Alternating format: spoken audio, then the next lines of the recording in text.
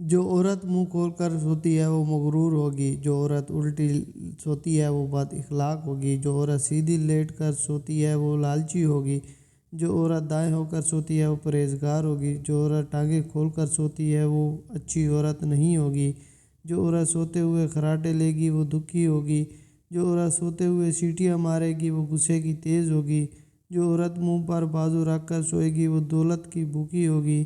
جو عورت منہ پر کپڑا رکھ کر سوئے گی وہ ایماندار ہوگی، سوتے ہوئے جس عورت کی آنکھیں آدھی کھلی ہوں وہ سچی عورت ہوگی، جو عورت سر کے نیچے ہاتھ رکھ کر سوئے گی وہ بہادر ہوگی۔ بانو قدسیہ کہتی ہیں کہ مرد جب بار بار دو باتیں کرنے لگے تو سمجھ لینا تم دونوں کے درمیان کوئی تیسرا آ چکا ہے، میں بہت مصروف ہوں، تم بدل گئی ہو۔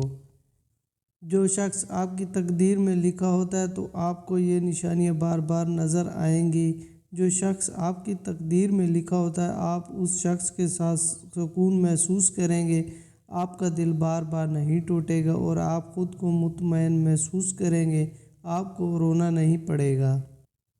اگر عورت آپ سے یہ دو ضد کرتی ہے تو سمجھ جانا کہ وہ آپ سے محبت کرتی ہے، نظر انداز کرنے پر ناراض ہونا، وقت نہ دینے پر غصہ ہونا۔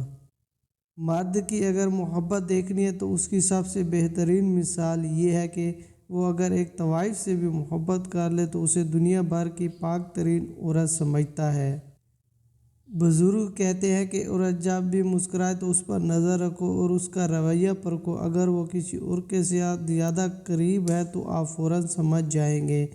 عورت جب ہاتھ سے نکلتی جا رہی ہے اسے قابو کرنے کے لیے اس کی غیر ضروری خواہشات کو پورا کرنا بند کر دو۔ محبت ایک پھول ہے، کچھ لوگ کھونے کو پیار کہتے ہیں، کچھ لوگ پانے کو محبت کہتے ہیں، پر حقیقت تو یہ ہے کہ کسی کا ساتھ نبھانا ہی محبت ہے۔ شادی کے بعد اگر عورت کا وزن بہت جلدی بڑھ جائے تو سمجھ جانا وہ اپنے شوہر سے مطمئن ہے، وہ اپنی زندگی میں بہت خوش ہے۔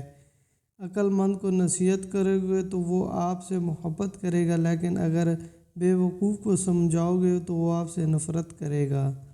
کم بولنا حکمت ہے، بے وقوف انسان بھی اگر خاموش رہے تو عقل مند سمجھا جاتا ہے۔